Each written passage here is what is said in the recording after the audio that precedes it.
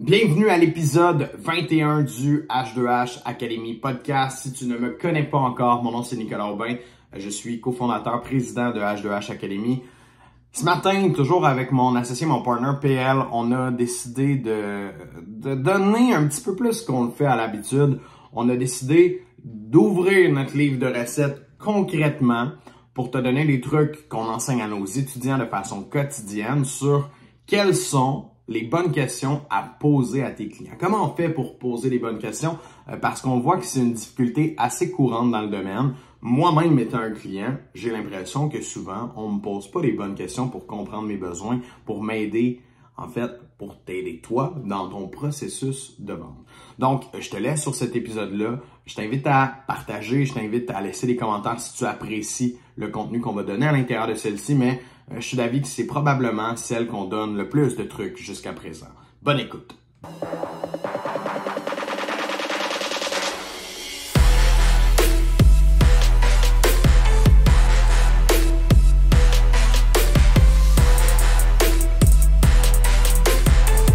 Alors, évidemment, l'importance des questions dans la vente, là, je commencerai simplement avec ça. La grande majorité des gens pensent que la vente, ça se fait au closing. Mais aujourd'hui, je veux mettre l'accent sur le fait que ça se fait au début, la vente.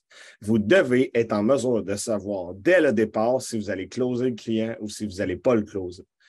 Parce que vous allez savoir, puis on va vous apprendre tranquillement, pas vite, à monter votre jeu d'échecs pour pouvoir avoir une structure qui vous amène à gagner la vente. Et ça commence par des bonnes questions afin de découvrir le réel besoin. Donc, ça se passe au début, pas à la fin. C'est juste pour mettre un peu l'eau à la bouche. Autant la préqualification là, qui te permet de filtrer et de voir si c'est un client potentiel pour toi que l'appel exploratoire. On va peut-être plus rentrer dans l'appel exploratoire aujourd'hui parce que la préqualif, je pense qu'on en a parlé quand même à plusieurs reprises, là, puis je ne veux pas qu'on se répète non plus. Mais dans l'appel exploratoire, là, j'appelle ça l'appel exploratoire. Là. Pour certains, c'est la qualification. Pour d'autres, c'est une rencontre découverte. Il y en a qui n'ont pas de nom pour ça. Ben, aujourd'hui, on va vous en donner un. Là. La période où est-ce que vous apprenez à connaître votre client, connaître ses besoins, sa réalité, ben c'est ça qu'on appelle l'appel exploratoire, l'appel découverte ou même la qualification. C'est vraiment selon vous. Le terme n'a pas d'importance. L'important, c'est les questions que tu vas poser pendant cette rencontre-là, définitivement. Parce que, comme tu l'as dit, c'est là que ça se passe parce que quand tu apprends à poser les bonnes questions, tu vas chercher les bonnes réponses que tu as besoin pour closer. Et quelqu'un qui a de la misère à closer, c'est souvent quelqu'un qui ne frappe pas sur une douleur. Quelqu'un qui ne frappe pas sur un besoin réel que le client a. Fait que c'est sûr, comment tu veux mettre de la valeur, comment tu veux démontrer à quelqu'un que tu peux réellement l'aider quand tu ne sais pas réellement ce qu'il a de besoin et ce qui fait mal, entre parenthèses. C'est impossible de mettre de la valeur et d'accentuer ça si la personne elle a pas mal. Hein? On n'a pas étiré l'élastique de la douleur. Ça, c'est du gros contenu là, quand même qu'on donne ici. J'espère que les gens ont sorti un petit pad de notes avec un crayon pour noter ça parce que ça va être important. Honnêtement, je comprends que vous prenez des notes, mais étirer l'élastique de la douleur, là, on a des étudiants que ça fait 12 mois qu'on coach puis ils n'ont pas encore saisi parfaitement comment le faire. C'est vraiment une notion qui est complexe. Fait que oui, définitivement, prenez des notes pour ajuster. Je commencerai là, justement par un point qui me vient en tête. L'analyse du moment présent lors de l'appel exploratoire devrait être très important là, parce que si le client est sur la défensive, tu n'obtiens pas les réponses que tu as besoin. On a souvent des clients qui vont se braquer par la peur de se faire vendre, par la peur de dire quelque chose qui va se faire vendre. Fait que là, sans tomber dans la paranoïa, ultimement, il faut être en mesure de comprendre que le client il est sur la défensive, puis il faut aller le désamorcer. Quitte à complètement sortir de la vente, puis bâtir la relation, puis comme venir ralentir un peu le rythme, puis rendre ça beaucoup plus agréable pour celui-ci, afin de retourner dans le processus de qualification, puis de poser les questions qui sont plus adéquates, puis d'obtenir les réponses que vous voulez avoir, là, ultimement. Ouais, parce que la réalité, c'est qu'on ne s'en rend pas compte, mais tout le monde a l'impression de se faire vendre quand il rentre sur une rencontre. La plupart du temps, là, tout le monde a l'impression qu'on va lui vendre quelque chose, puis ça nous arrive souvent. Là. On rencontre un client sur un appel exploratoire, justement, un appel qualification, puis la personne est comme OK, c'est quoi, ça coûte combien? Puis les gens, des fois, arrivent vraiment à je veux avoir de l'information. Fait que, comme tu l'as dit, d'analyser le moment présent, mais je dirais même d'orienter où est-ce qu'on s'en va dans cette rencontre-là. Ouais. Dans ce moment-là, du moins, de dire, ben écoute, moi, j'ai des questions à te poser, il faut que je comprenne ta situation, il faut que je vois en ce moment si je peux t'aider là, avec ton besoin, ta réalité présente, ton budget, voire même peut-être, il faut que je vois si je suis la bonne ressource pour toi. Quitte à disqualifier du monde. On a souvent tendance à vouloir rentrer tout le monde dans notre processus de vente, de dire on va vendre à tout le monde. C'est pour ça que les gens ont l'impression de se faire vendre. C'est qu'on ne vend pas de la bonne façon. On vend comme pour pitcher des caractéristiques, pour pitcher un prix, et dire il va acheter ça. Mais pourquoi il achèterait ça s'il ne comprend même pas ses douleurs lui-même, s'il ne comprend même pas ses besoins? Fait on va y revenir là, tantôt, justement, peut-être de décortiquer ça un petit peu plus, je pourrais dire de façon claire, nette, là, justement théorique, là, où est-ce que vous pourriez prendre des notes sur ça. Mais je veux vraiment ramener tout le monde là-dedans. Vous démarrez une rencontre ou encore vous arrivez dans une période où est-ce que vous devez comprendre le client. S'il a l'impression qu'il va se faire vendre à ce moment-là, qu'est-ce qui va arriver? Il va lever son bouclier comme ça. Puis tout ce qui est je peux dire l'aspect émotionnel, tout ce qui se passe en dedans vraiment, comment il se ressent, il ne te le dira pas. C'est comme de parler à quelqu'un en surface. Tu sais, hey, ça va-tu? Ah ouais, moi, ça va. OK, cool. Tu sais, ça va-tu vraiment? Comment que ça va pour de vrai, là, tu sais? Ah, ben, c'est tough ces temps-ci, tu sais. Puis là, là, on vient de creuser une couche en dessous. Ben, le client qui s'en vient sur la rencontre, c'est pareil comme quelqu'un qui n'a pas le goût de te parler de comment ça va vraiment. Fait que pour enlever ce bouclier-là, il faut trouver des façons de l'enlever. Puis une bonne façon de le faire, c'est tout simplement de commencer votre rencontre, commencer ce moment-là en disant, écoute, en ce moment, je n'ai rien à te vendre. Ce que je veux comprendre, c'est si je suis la bonne ressource pour t'aider, si j'ai le bon service, si j'ai le bon produit. Si je l'ai, fine, tant mieux, je vais te présenter plus tard comment ça marche, comment ça coûte, etc. Mais à l'instant, je ne sais même pas si c'est le bon fit pour toi. Fait que de mettre cette ambiance-là, c'est méga important et peu de gens le font. On se fait vendre à toutes les semaines. Là, on rencontre des fournisseurs, là, des fois, qui viennent nous voir. Puis, je vois personne le faire, pour vrai. Fait que, s'il vous plaît, commencez à établir cette ambiance-là de « je veux te connaître ». Puis le point qui est très important là, dans ce que tu as dit, c'est que tu veux disqualifier la personne en appel exploratoire. Okay? Puis là, je sais qu'il y en a qui sont comme ouais, mais moi, je veux des rencontres de vente, moi, je veux rencontrer des clients, moi, je veux faire des ventes.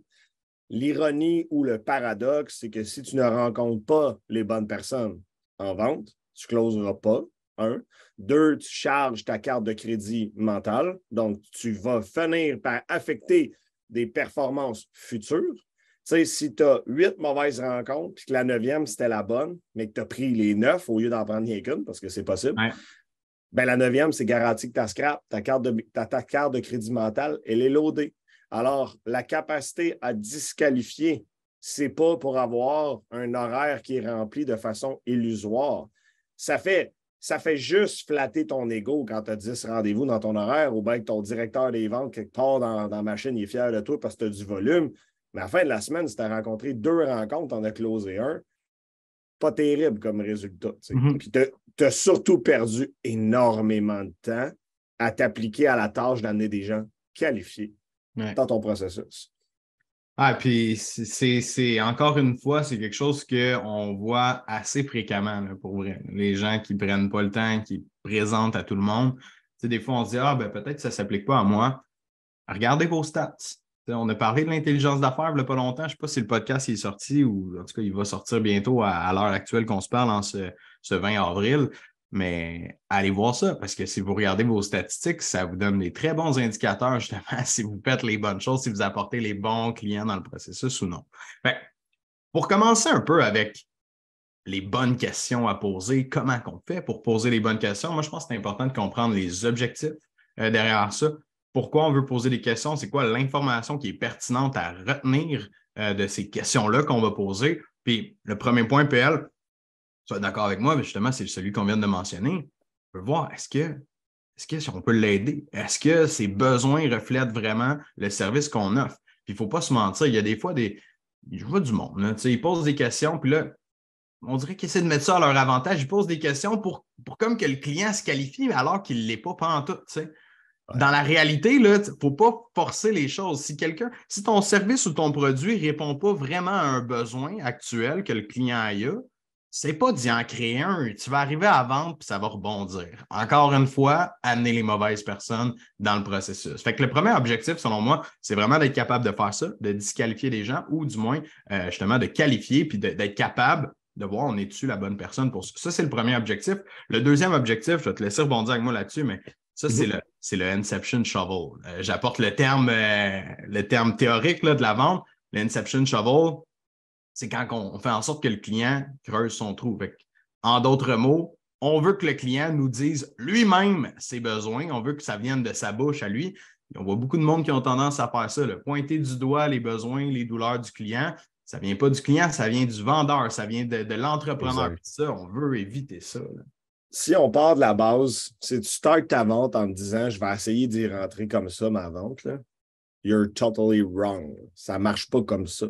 Tu sais, justement, la théorie que Nick vient de mentionner, c'est d'être en mesure de poser la bonne question pour que le client s'ouvre afin qu'il te donne la vraie raison pour laquelle tu dois lui vendre ou lui proposer ton service ou ton produit.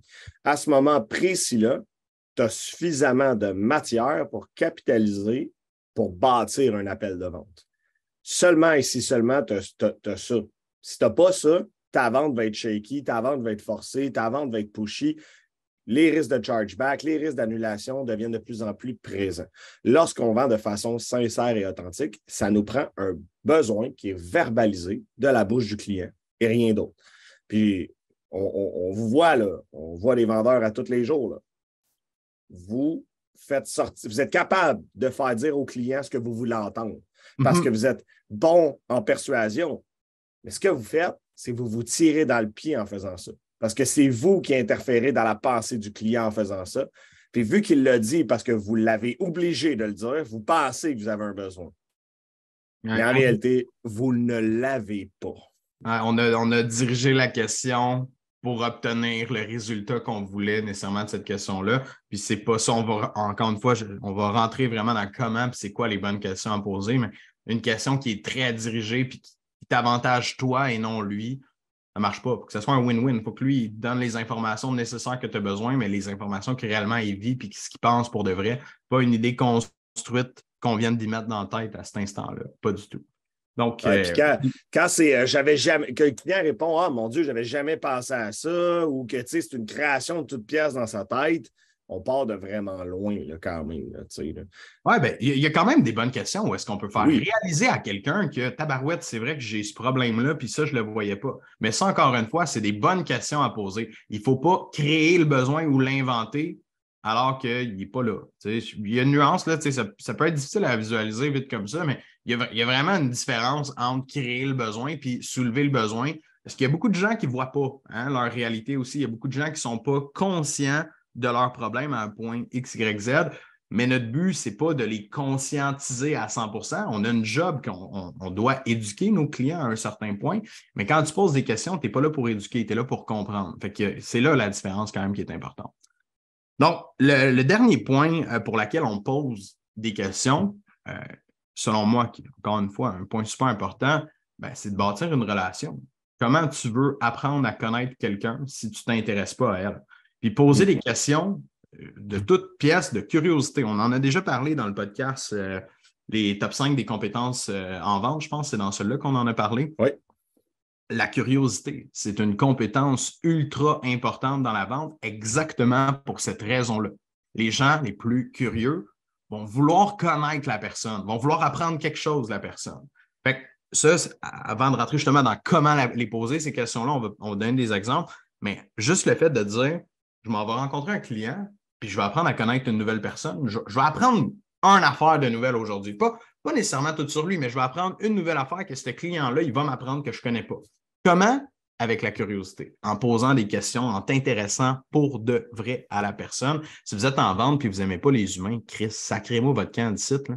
Ça ne marche pas. Là. Si vous êtes en business, vous êtes entrepreneur et vous n'aimez pas les humains, allez faire d'autres choses parce que vous allez être confronté toujours à des relations avec les autres. Si vous n'êtes pas intéressé par les autres, malheureusement, vous n'êtes pas dans la bonne chaise. Oui, puis pour tout ce qu'on a mentionné précédemment, la relation, c'est comme l'huile dans l'engrenage. Parce que la défensive du client ne peut pas s'enlever s'il n'y a pas de relation. S'il n'y a pas de confiance, il n'y a pas de relation, etc., etc. Puis là, ça découle tout le temps. Donc, si cette base-là, vous n'êtes pas capable de la mettre en œuvre, c'est la problématique numéro 1 à régler.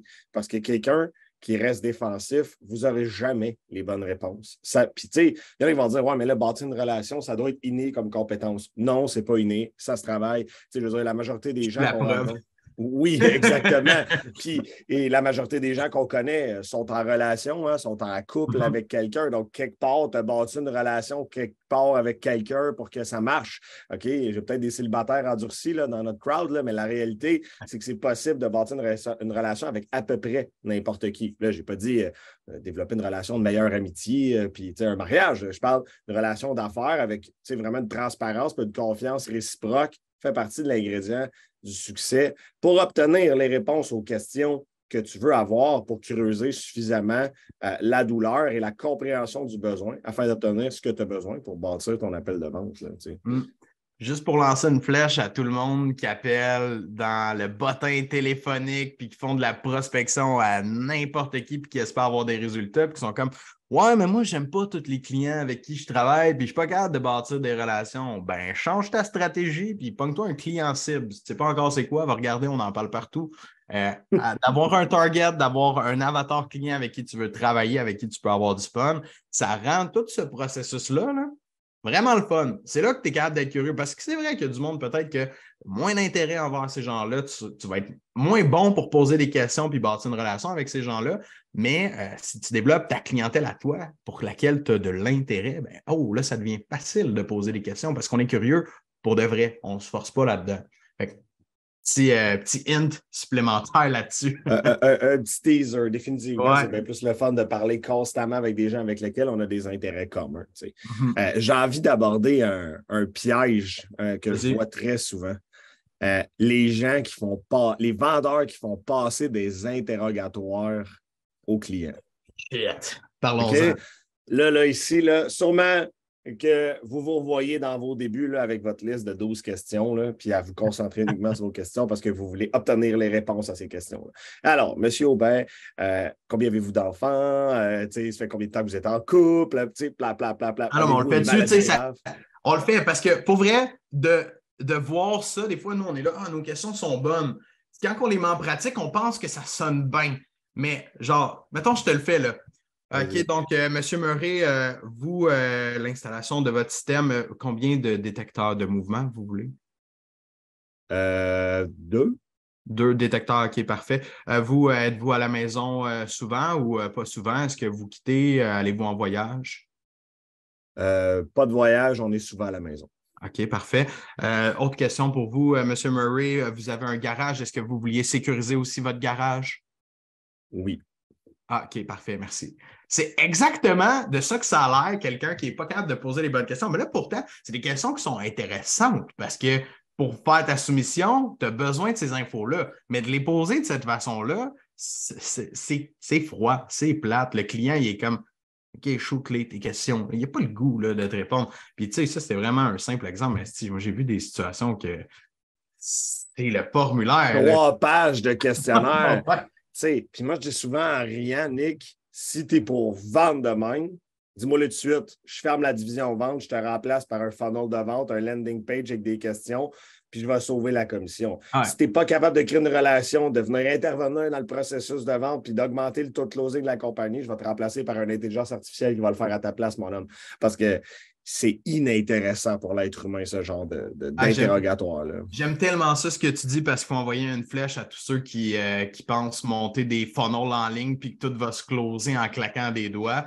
Et là, l'erreur de pourquoi tes funnels ne marchent pas, puis pourquoi j'arrive pas à closer, puis pourquoi le monde ne book pas dans mon agenda. Ben, parce que tu mets un questionnaire plate de même qui n'a aucune interaction entre les deux. Le client a le choix de crisser son camp quand il veut du questionnaire, puis il arrive sur un appel, puis tout ce qu'il veut, c'est le prix, puis les détails manquants à ce qu'il a commencé à faire. Hein? Fait que les funnels, là, si vous pensez que c'est la meilleure façon de qualifier puis d'avoir toutes les infos sur votre client, vous êtes dans le champ en sacrément désolé. Là.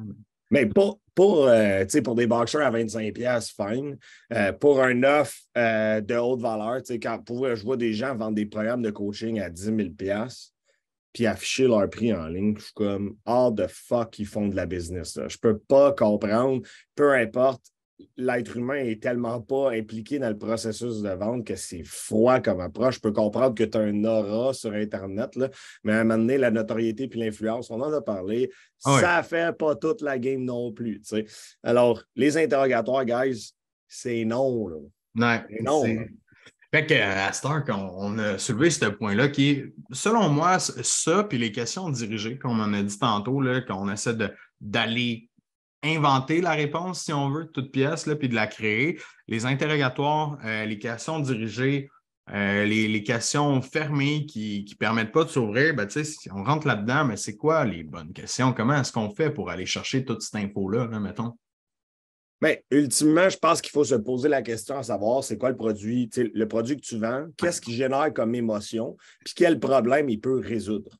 OK? Fait que souvent, on va aller voir si le client, en lui posant des questions ouvertes, c'est quoi la réalité qui est vécue, puis en le faisant parler, on va découvrir qui pourrait générer une émotion, qui pourrait, à la limite, régler une problématique. Et c'est par cette analyse-là que vous allez être en mesure de comprendre qu'est-ce qui va se passer. Là, je ramène le client niche. Ce qui est intéressant avec le client niche, c'est qu'ils vivent tous le même problème. Tous. On and on and on. Fait que vous rentrez dans vos questions, vous finissez par développer une finesse, par poser la question, puis vous obtenez toujours la réponse en façon, puis vous avez de l'air tellement fluide que la personne vous croit. Mais vous pouvez être expert, en fait. Ouais.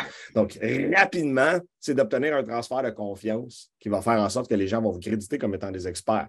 Alors, l'analyse de votre produit et service afin de comprendre qu'est-ce qui va soulever une émotion, qu'est-ce qui va trigger vraiment un problème spécifique que vous pouvez régler. Puis ensuite de ça, vous pouvez aller poser des questions ouvertes entourant ça pour le faire discuter de différents angles pour vous assurer que c'est la bonne question. Ouais. Bon point ici, encore une fois, un petit nugget à écrire, une question ouverte. Hein? C'est quoi une question ouverte? Pour tous ceux et celles qui n'ont pas appris justement ces termes-là, qui sont des termes de base dans la vente, on a des questions ouvertes, on a des questions fermées, on a des questions à choix de réponse. Ici, dans un moment où est-ce qu'on veut comprendre justement c'est quoi les douleurs, qu'est-ce que ça génère chez le client, pour être capable de poser uniquement des questions ouvertes ou presque uniquement des questions ouvertes pour aller chercher les infos qu'on a besoin. Puis moi, ma question préférée que j'aime peu importe le service que j'ai vendu, là, ma question préférée, c'est What's going on? Qu'est-ce qui se passe? Explique-moi. Qu'est-ce qui t'a amené? Je comprends que c'est moi qui t'ai appelé et que je t'ai parlé qu'on pouvait peut-être t'aider avec ça, mais je veux comprendre ta situation parce qu'encore une fois, je te le répète, je veux voir si je suis la bonne ressource pour t'aider. Fait explique-moi qu'est-ce qui se passe en ce moment dans X situation ou selon ton service, selon ton produit. Là, tu peux faire un lien, une référence à ça. Mais moi, c'est explique-moi, je t'écoute. Fait que là, la personne, elle se met à dire OK, là, elle se met à te donner de l'information. Puis moi, je prends des notes, puis j'écoute qu'est-ce qu'elle me dit, je répète qu'est-ce qu'elle me dit. OK, cool, ça. OK, puis je vais même rebondir. Ah ouais, tabarouette, il t'est arrivé telle affaire. Comment ça? Ah, ben là, j'ai fait ça. Et là, ça crée une chaîne de discussion. Tu as ouvert comme ça, et là, tu peux rebondir sur d'autres questions ouvertes qui t'amènent à avoir d'autres réponses. Donc, d'avoir des questions préparées, genre, j'ai besoin de ça, telle information. En fait, d'avoir une liste d'informations que tu as besoin, c'est correct. De dire, j'ai besoin d'aller récupérer ces informations-là. Mais quelles sont les bonnes questions que je peux poser qui sont ouvertes pour aller récupérer cette liste d'informations-là? Dont la première, What's going on? Moi, c'est ça là. Je ne sais pas toi comment tu l'ouvres techniquement. Honnêtement, c'est parle-moi de ta réalité, qu'est-ce qui se passe au niveau de X, Y, Z. Puis ensuite de ça, ma question favorite, c'est pourquoi tu as accepté de prendre un appel avec moi? Oui, je suis venu vers toi, oui, tu as accepté, mais tu es ici aujourd'hui. Puis quand ils me disent, je suis curieux, sorry, c'est pas une bonne réponse, ça. Pourquoi tu as accepté de venir ici? Puis là, je les fais rire. Ça, c'est pas une réponse qui est adéquate, être curieux. Puis là, ils sont comme, ouais, mais là, j'ai vu que vous travaillez là-dedans, c'est intéressant, je veux savoir, tu sais, moi, j'ai tel problème. Puis là, genre, je les fais rire, puis c'est avec l'humour, moi, la plupart du temps. Bien que j'ai l'air bête naturellement, je suis capable très bien d'apporter quelqu'un dans l'humour très rapidement, ultimement. Tu sais, fait que moi, c'est ça ma question favorite, parce que les gens, ils vont s'ouvrir, puis tu sais, mais je n'achète pas la curiosité. OK? Mais ça m'amène à mon point suivant. Si vous achetez les réponses de vos clients, parce qu'il y a des clients que, justement, vous pensez que la défense est partie, mais est encore là. Fait que si vous achetez les réponses qui vous disent, que vous avalez ça, puis que vous ne reformulez pas, vous allez échapper des détails importants. On l'a vécu cette semaine avec un de nos étudiants d'un coaching qui a avalé une réponse, puis il aurait dû la reposer d'un autre angle, puis d'un autre angle, puis d'un autre angle pour venir valider le point. parce qu'il n'y avait pas la bonne réponse. Il y avait une réponse qui était fabriquée, qui était une défense, puis que les gens ne voulaient pas s'impliquer. Fait que, mon point ici, c'est que, par exemple, avec la curiosité, moi, je ne l'avale pas, celle-là, puis je suis comme, non, mais encore. Tu sais, je veux dire, t'es pas venu C'est ici quelque juste parce chose que qui tu es curieux. t'apporte de prendre 30 minutes de ton temps de plus que ça. C'est ça, là, parce que si tu fonctionnes par curiosité, puis qu'à tous les jours, tu te bookes des rendez-vous avec tout l'univers du web, man, tu vas passer ta vie à être curieux, je ne l'achète pas celle-là. Fait que c'est quoi la réponse? Fait que souvent, on va aller rechallenger ou reformuler, puis on veut aller chercher une sous-question qui va nous apporter la vraie réponse. OK? Fait que moi, ça, c'est ma question favorite. Ouais, ben, j'aime bien que tu apportes ça parce que ce que ça me dit, c'est que c'est important de rebondir. C'est important d'être prêt à en poser une autre. Tu sais, il y a beaucoup de gens qui se mettent, encore une fois, des questions là, vraiment au préalable. Puis là, dès que ça ne marche pas dans le cadre de leurs questions, qui n'ont pas les informations, ils ne savent pas quoi faire pour aller chercher cette information-là. Ils n'ont pas comme, on dirait qu'ils ne se sentent pas capables d'aller la chercher. Mais ça, c'est une compétence à développer, là, d'avoir de la répartie dans ta façon de poser des questions. De ne pas avoir peur de les poser aussi puis de choquer. Hein, il y a des gens qui se disent non, mais je ne veux pas froisser, mais c'est pas de froisser quelqu'un, c'est de mal faire ton travail, de ne pas aller chercher l'information, de ne pas justement challenger. Ben écoute, je comprends que tu es curieux, mais il y a définitivement quelque chose qui t'a piqué ta curiosité. C'est quoi ça? Qu'est-ce que tu veux venir chercher sur l'appel aujourd'hui? Ah, ben, telle affaire que vous avez parlé. OK, good. Fait que, tu sais, puis c'est pas d'être impoli, c'est pas de ne pas respecter le client, c'est de bien faire ton travail et d'être en mesure d'aller justement comprendre, je peux-tu l'aider ou je peux pas l'aider, ce client-là, à l'heure actuelle? Si tu n'oses pas y aller, ben, il n'ira pas pour toi, le client, il ne viendra pas. Puis, quand on fait vraiment un beau shovel inception, à la fin d'un appel exploratoire, la deuxième question favorite, c'est quoi le problème qu'on règle en premier? C'est quoi qu'il faut qu'on règle en premier? C'est quoi le plus important pour toi? Ah, il faut absolument régler l'assurance vie. C'est le plus important pour moi. Bouh! Honnêtement, à ce moment-là, si tu n'as pas compris que la vente était faite, tu n'as pas compris. C'est là qu'elle se close. Bang! J'obtiens ma réponse, c'est ça qui est le plus important. Va pas y proposer quoi? 60 autres produits à ce moment-là. Là. C'est ça que tu vas vendre, c'est ça que tu vas signer, c'est ça qu'il veut. Puis il te l'a verbalisé. Ouais. Okay? Fait que moi, ça, c'est ma deuxième question favorite parce qu'ils disent ah, moi, il faut que je règle ma prospection. Si ça ne marche pas, c'est ça mon problème. Puis il faut régler ça. Okay. Ah, ça ne peut pas être plus clair, là. On s'entend dessus. Tu y as fait dire ses douleurs tout au long de l'appel et à la fin, la personne, elle te revalide encore une fois que c'est ça parce que, puis attention, parce que son bouclier est enlevé. Parce que justement, là, elle est ouverte puis elle n'a pas peur de l'avouer. Puis tout dépendant, c'est qu'est-ce que vous vendez. Il y a des gens qui sont dans une position de vulnérabilité quand ils s'ouvrent à vous. Hein? Ça dépend toujours du service et tout. Et c'est pas facile pour tout le monde de se mettre dans cette position-là, puis de s'ouvrir, puis de donner justement les réponses qui font plus mal. Fait que c'est là que c'est important de développer ces compétences de communication, de comprendre la sémantique des mots, hein, des mots qu'on peut utiliser, des mots qu'on ne peut pas utiliser dans la vente. Puis on n'aura pas le temps de rentrer là-dedans, mais on a déjà du contenu sur la sémantique des mots, je pense, sur notre chaîne YouTube. On n'a pas de podcast encore sur ça. On va y revenir. On va y revenir. C'est sûr qu'on va y revenir parce que la façon dont on dit les choses a un énorme impact. Puis là, je ne parle pas juste de comme la question, mais la façon que la question est apportée, comment que ça sonne à l'oreille du client. Tu peux être comme sur une offensive ou juste ils tendent la main en y posant une question aussi, puis être là, montrer qu'on est là pour l'aider. Puis ça, c'est facile de l'échapper quand on ne comprend pas la communication. Définitivement, c'est très simple. Puis, tu sais, évidemment, on pourrait continuer on and on and on. Puis, évidemment, on ne va pas tout donner le secret de la caramilk, là. Mais l'idée ici, c'est que je pense que si vous avez noté What's going on, c'est quoi la raison pour laquelle tu es sur l'appel aujourd'hui, avec quoi tu veux que je t'aide, que tu as compris comment placer des questions ouvertes, que tu as saisi que le moment présent pouvait représenter une défense pour le client parce qu'il a peur de se faire vendre, que tu fais un interrogatoire à ton client, tu fais juste modifier ces choses-là. Il va y avoir une modélisation importante, une amélioration dans ton taux de closing, dans ton taux de disqualification. Hein? On se rappelle, moi, je veux que tu disqualifies des gens. Okay? Amène pas du monde qui ne sont pas propices à acheter parce que tu n'as pas saisi. Arrête de créer des besoins, arrête de forcer la vente, arrête de créer des choses, de leur mettre des mots dans leur bouche. Applique les 5 conseils qu'on a donnés là, aujourd'hui. Là. Il va y avoir une modélisation pour une amélioration, c'est certain. Pour vrai, c'est fou parce que on dirait que le monde, il ne voit pas ça comme autant important. Il y a beaucoup de monde qui sont comme. Puis hier encore, j'étais en appel avec quelqu'un, puis t'es comme, il faut que j'améliore mon elevator pitch. Comme, ouais, mais il y a peut-être plein d'autres choses. Tu sais, je ne l'ai pas dit nécessairement comme ça, mais dans ma tête, ça me revient. Tu sais, des fois, les gens, ils voient comme. Ils voient le endgame de dire, ben, j'ai besoin de plus de ventes, j'ai besoin de plus de clients, j'ai besoin de plus de leads, mais il y a tellement de détails comme ça qui font partie de toute la tarte, là, parce qu'on ramène souvent ça à la tarte au complet, puis il y a plein de petites pointes qui sont importantes, mais sont toutes importantes, justement, ces petites pointes de tarte-là, ces petits nuggets-là que tu dois intégrer dans ta façon de travailler. Si tu n'es pas posé les bonnes questions, tu ne peux pas bien vendre. Quand on est en vente, on fait quoi? On résout des problèmes. Pour résoudre des problèmes, qu'est-ce qu'on doit faire? On doit poser des questions pour bien comprendre. Donc, c'est ça ta job, poser des questions pour bien comprendre. Honnêtement, c'est la plus grosse partie parce que de présenter une offre de service avec un script et un elevator pitch, pas tant difficile.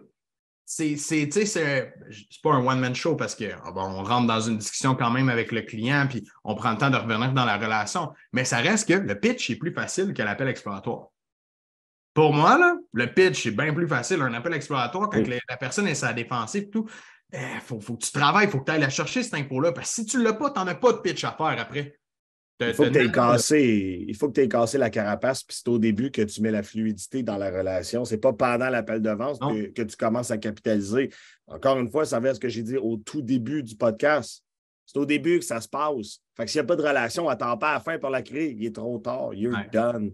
Puis, tu sais, ce que tu amènes, c'est intéressant parce que c'est pour ça qu'on a créé H2H Academy. C'est parce que les gens simplifient tellement la vente en disant « Moi, je suis un bon vendeur ou je suis une mauvaise vendeuse ou whatever ».